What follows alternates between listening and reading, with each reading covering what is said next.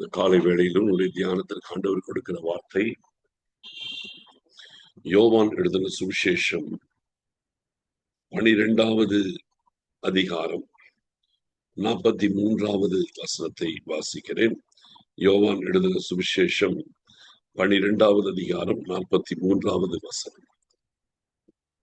அவர்கள் தேவனால் வருகிற மகிமையிலும் மனுஷரால் வருகிற மகிமையை அதிகமாய் விரும்பினார்கள்.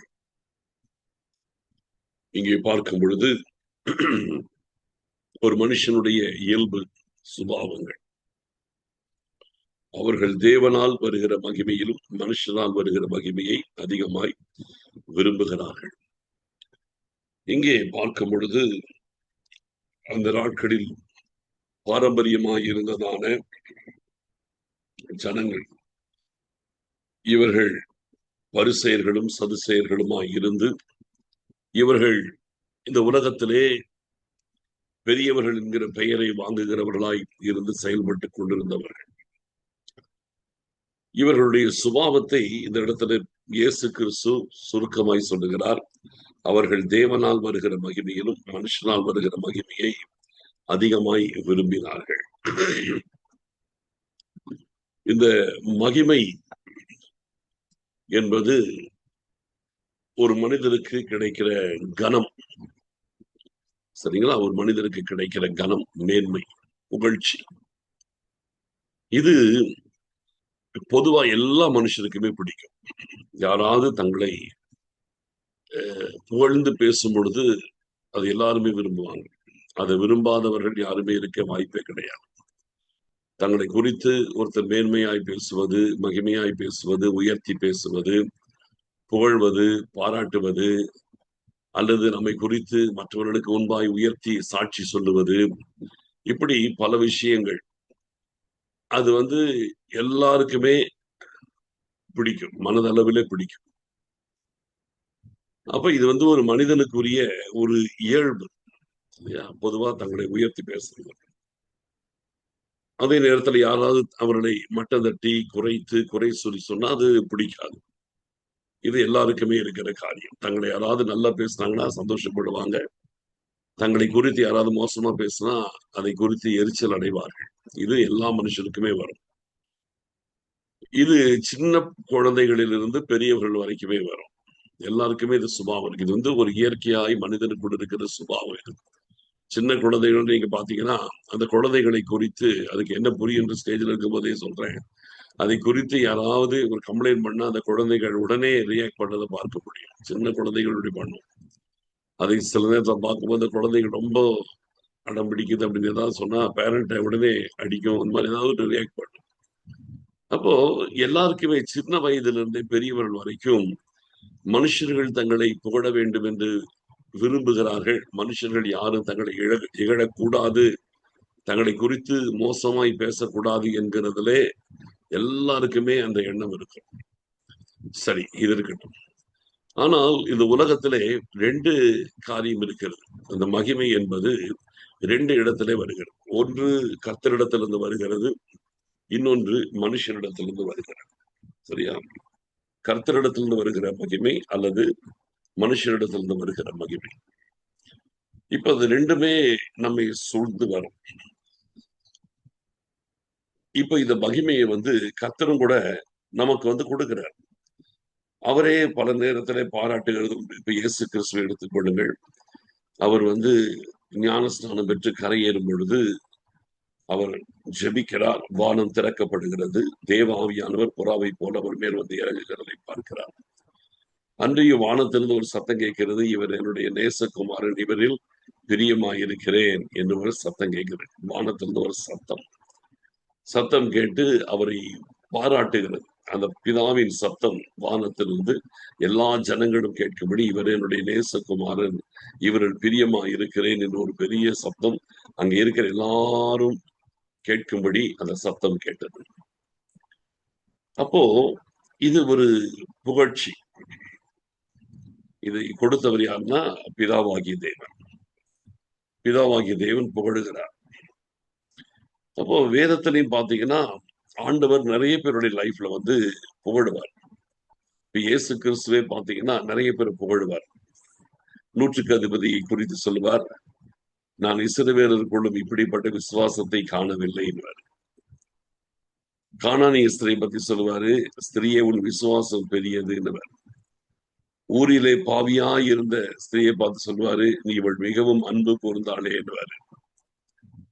இப்படி பலரை குறித்து இயேசு கிறிஸ்துவை பாராட்டுவார், புகழ்ச்சியை கொடுப்பார். நல்லது. இப்போ நம்முடைய வாழ்க்கையிலே நாம் சரியானவர்களாய் இருக்கும் பொழுது நமக்கு பரலோகம் புகழ்ச்சியை கொடுக்கும். பரலோகம் நம்மை புகழும், பப்ளிக்ல புகழும், எல்லாருக்கும் முன்பாய் பரலோகமே நம்மை புகழும். இது நல்லது. இதை ஏற்றுக்கொள்வதில் எந்த தவறும் இல்லை. ஆனால் இதை நிறைய பேர் பெற்றுக்கொள்வதற்கு கிரயம் செலுத்துவதற்கு ஆயத்தமாயில்லை. இந்த பரலோகமே நம்மை புகழ வேண்டும் என்றால் நாம் அதுக்கு என்ன கிரயம் செலுத்தணும். நம்முடைய வாழ்க்கை கரெக்டா இருக்கணும், சரியா இருக்கணும். அப்படி இருக்கும் பொழுது பரலோகம் நம்மை புகழும். பரலோகம் ஒருபோது பொய் சொல்லாது. உள்ளதை உள்ளதென்றும் இல்லதை இல்லதென்றும் சொல்வதுதான் தேவராஜ்யம். அப்ப ஆண்டவன் நம்மை புகழுகிறார் என்றால் அதுல அந்த இடத்துல உண்மை இருக்கும், சத்தியமாக இருக்கும். அந்த இடத்துல அந்த காரியத்திலே நாம் கரெக்டா இருக்கிறவங்களா இருப்போம். அப்பதான் ஆண்டவனுடைய வாயிலிருந்து ஒரு புகழ்ச்சி நமக்கு வரும். இதை கர்த்தர் கொடுக்கிறார். அதை நம்ம பெறுவதில் எந்த தவறும் இல்லை. அதனால நமக்கு எந்த பிரச்சனையும் வராது. ஆனால் மனுஷனால் வருகிற புகழ்ச்சின்னு ஒண்ணு இருக்குது. இந்த மனுஷனால் வருகிற புகழ்ச்சி என்பது எப்பவுமே உண்மையா இருக்குன்னு சொல்ல முடியாது.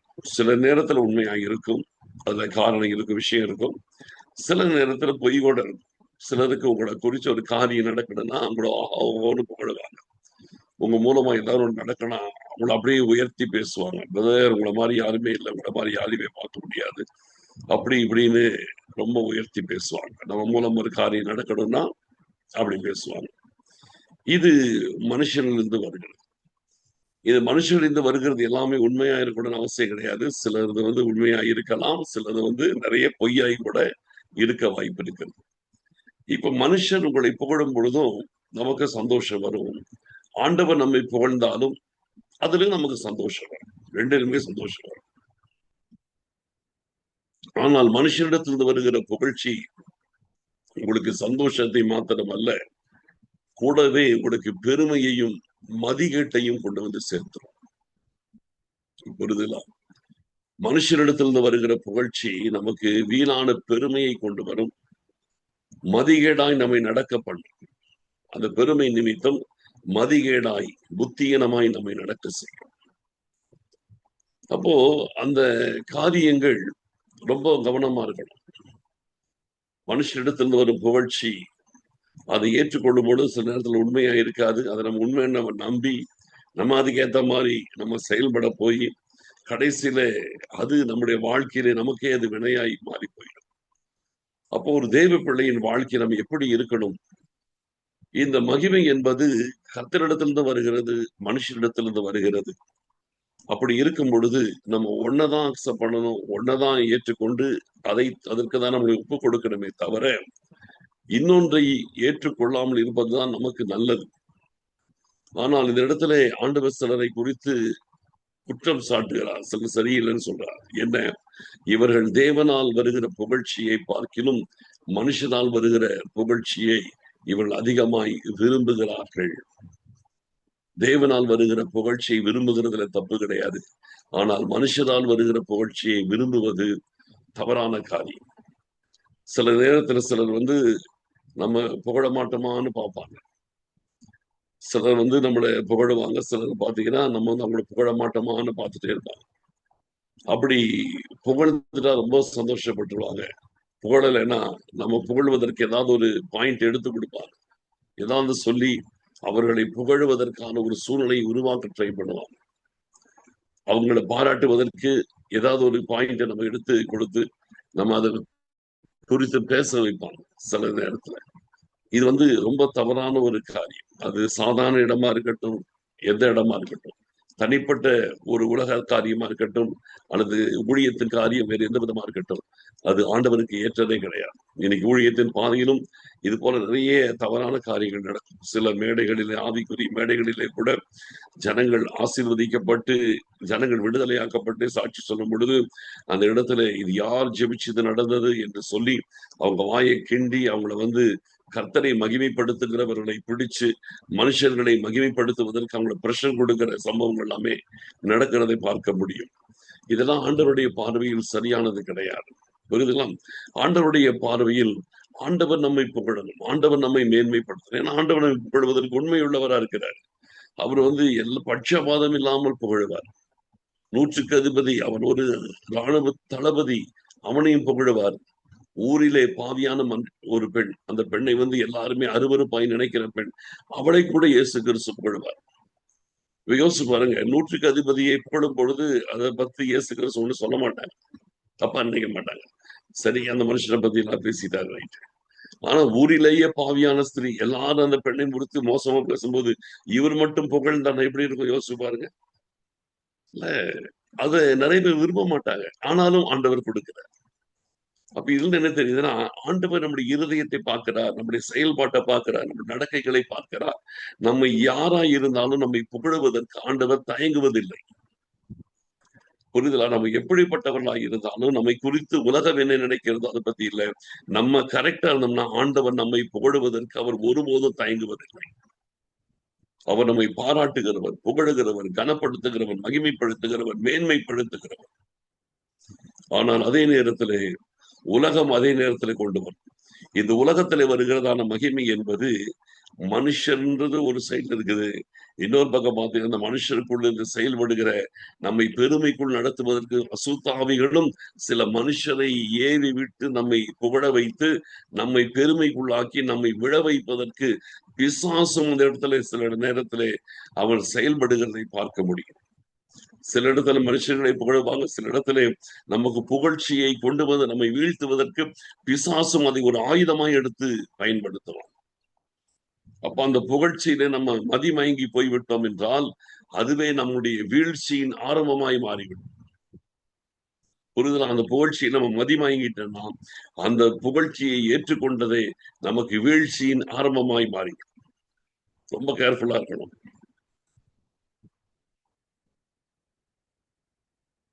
ஆகையால் தேவ பிள்ளைகள் என்னைக்குமே ஒரு புகழ்ச்சி என்று வரும்பொழுது அது ஆண்டவரிடத்திலிருந்து வருகிறதா இருக்க வேண்டும். அதற்கு நம்ம உண்மையிலேயே நம்ம தகுதி உள்ளவர்களாக இருந்தால் ஆண்டவர் கண்டிப்பா புகழுவார். ஆனால் தகுதியே இல்லாமல் நமக்கு ஒரு வீணான புகழ்ச்சி வரும் பொழுது அந்த புகழ்ச்சியை நாம் ஒருபோது ஏற்றுக்கொள்ளக்கூடாது. சில நேரத்திலே சிலர் புகழும்போது நமக்கே தெரியும் நமக்கு அதுக்கு தகுதி கிடையாது. அவங்க தெரியாம நம்மளை பத்தி பெருசா பேசுறாங்க. உண்மையிலேயே நான் அதற்கு தகுதியான ஆளில நமக்கே நல்லாவே தெரியும். ஆனாலும் கூட அதற்கு மறுப்பு தெரிவிக்க தவறி நாம் அதை ஏற்றுக்கொள்றோம். புரிதுங்களா? அதற்கு மறுப்பு தெரிவிக்க தவறி நம்ம அதை ஏற்றுக்கொண்டு விடுவோம். அது மிகப்பெரிய ஒரு தவறு. இப்ப இயேசு கிறிஸ்து பாத்தீங்கன்னா தகுதியா இருந்தும் கூட சில நேரத்தில் ரிஜெக்ட் பண்ணுவார்.